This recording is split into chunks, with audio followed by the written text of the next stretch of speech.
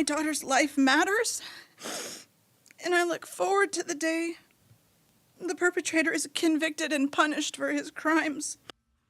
Another story we're following for you this afternoon. For the very first time, we're hearing from a grief-stricken mother whose daughter and her friend were shot and killed at the top of Mount Ord back in May. Welcome, everyone, to 12 News at 1 o'clock on this Friday. I'm Rachel Cole.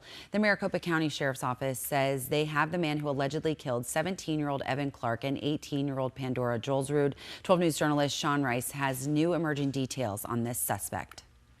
Back in May, 2 Arcadia High School teenagers were shot and killed in an unprovoked and at-random attack, and the killer at the time was nowhere to be found. Those details is what led many to believe here throughout the valley that these were 2 murder cases that would never be solved. But now the Maricopa County Sheriff's Office says they believe they have the person responsible sitting in their jail, and his name is 31-year-old Thomas Brown. Take a look at this video. The Maricopa County Sheriff's Office released this video of Brown being booked into their jail on Thursday evening. He stood for about 3 minutes as the booking process was playing out, completely emotionless. At one point, you could see him keeping his hands on his knees as he sat in a holding cell.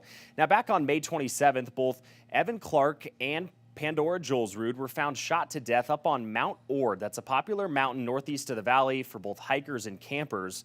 Family members of both victims told us they were in complete shock that these teens would be murdered. They could not explain why anyone would want to hurt them.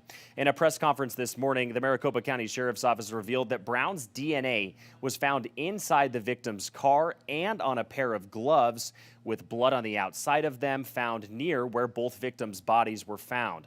They allege Brown shot them multiple times and even tried to move their bodies, concealing them in the brush on the top of Mount Ord. Today we heard from Pandora's mom, Simone Jolsrud, standing at a podium addressing the community after the arrest of the man accused of taking her daughter's life. But the light and love and beauty she gave us will be in our hearts forever.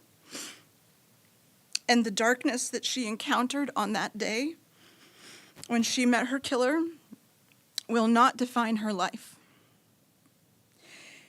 His darkness will never overcome her light.